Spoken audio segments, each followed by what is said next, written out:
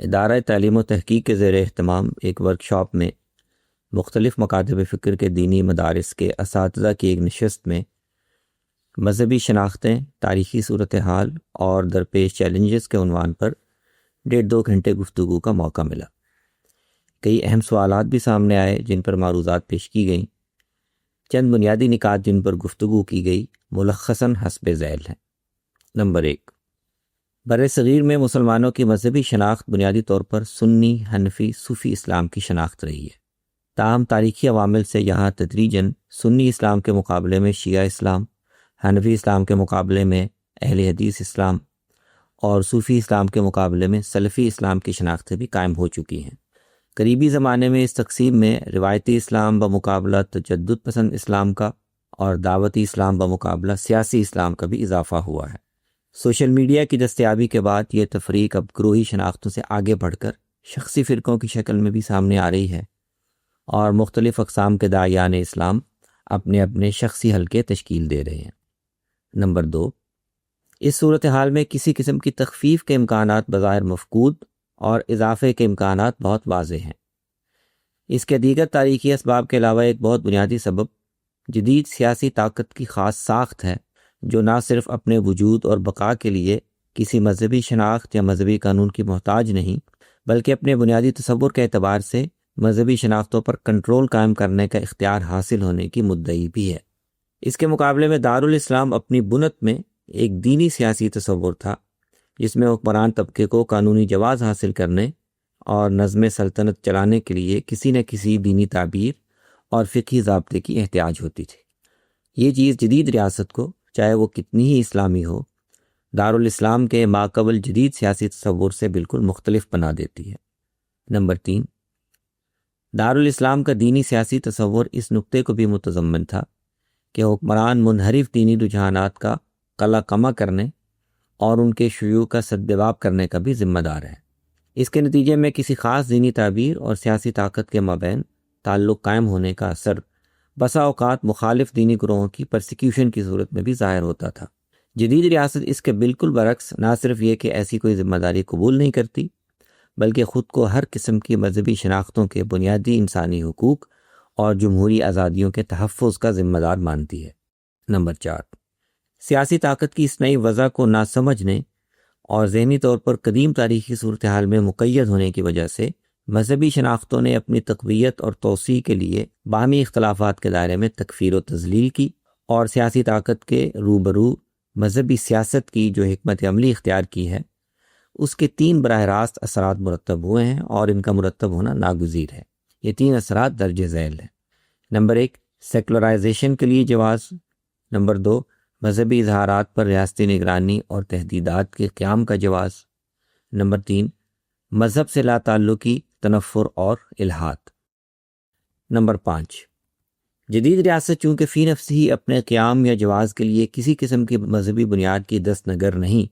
اس لیے مذہبی سیاست کے راستے سے یہ تعلق مصنوعی طور پر اور زبردستی قائم کرنے کا راستہ ایک خاص حد تک ہی آگے جا سکا ہے۔ بنیادی طور پر اس ضمن میں ہونے والی پیش رفت علامتی سطح تک اور ظواہر کی حد تک محدود ہے، اور ریاستی نظام پر اس کے کوئی عملی اثرات مرتب نہیں ہو سکے۔ البتہ اس کھینچاتانی میں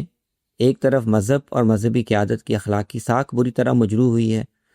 اور دوسری طرف اہل حل وقت کے طبقات میں جوابی اقدامات کی ضرورت کا احساس بھی بیدار ہو رہا ہے،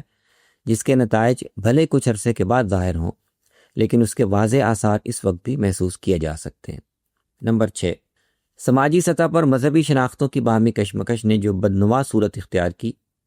اس میں ریاست ظاہر ہے کہ کسی خاص شناختی پشپناہ تو نہیں بن سکتی تھی، لیکن مذہبی منافرت اور تصادم نے ریاست کو یہ موقع ضرور فراہم کیا ہے کہ وہ قیام امن کے لیے مذہبی اظہارات کو کنٹرول کرنے کے ایسے نظم وضع کرے جو ریاست کی نگرانی میں کام کریں۔ ہر انتظامی سطح پر مختلف قسم کی امن کمیٹیاں، علماء بورڈ، فرقہ وارانہ کتابوں پر پابندی، مذہبی ہم آہنگی کے اعلامیے اور پیغام پاکستان جیسی دستاویزات اسی پیش رفت کے مختلف مظاہر ہیں، اور یہ مجموعی پیغام دیتے ہیں کہ فرقہ وارانہ شناختوں کو اچھا بچہ بن کر رہنے کے لیے ریاست کی نگرانی اور محاسبے کی ضرورت ہے۔ نمبر 7، اپنی بقا اور تقویت کی موجودہ حکمت عملی کی وجہ سے مذہبی شناختوں کو سب سے زیادہ جس میدان میں پسپائی اور چیلنج کا سامنا ہے وہ نئی نسل کو نفس مذہب سے چہ جائے کہ کسی خاص مذہبی شناخت سے وابستہ رکھنے کا میدان ہے۔ یہاں بھی مذہبی دانش کی تفہیم و تجزیہ معروضی نہیں بلکہ غیر حقیقی خواہشات پر مبنی ہے۔ مذہبی طبقے سمجھتے ہیں کہ شناخت کو درپیش خطرات کے جواب میں شناخت حصار کو جتنا زیادہ تنگ اور بے لچک رکھیں گے اتنی ہی شناخت کی حفاظت ممکن ہوگی، جبکہ یہ تجزیہ بالکل غلط اور برعکس نتائج پیدا کرنے کا موجب ہے۔ بھاری بھرکم اور بے لچک مذہبی شناختوں کا جوا اٹھائے رکھنے کا تحمل نئی نسل میں نہیں ہے۔ جدید علم اور جدید دنیا نے مذہب کے بنیادی مسلمات پر اعتقاد رکھنے کو جتنا مشکل بنا دیا ہے، تعبیراتی اضافوں اور بھاری بھرکم شناختوں پر اصرار اس مشکل کو کم نہیں کرتا بلکہ کئی گنا بڑھا دیتا ہے۔ اس کا پہلا اور زیادہ عام مرحلہ یہی ہوتا ہے کہ جب ہر فرقہ 72 گمراہ فرقوں کے انجام کا ڈراوا دے کر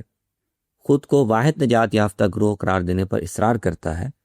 تو اس سے تکلیف اور ذمہ داری اور خدائی محاسبے کا جو دینی تصور پیدا ہوتا ہے اس کو ہضم کرنا ذرا سا بھی اخلاقی شعور رکھنے والے کسی انسان کے لیے ممکن نہیں ہوتا۔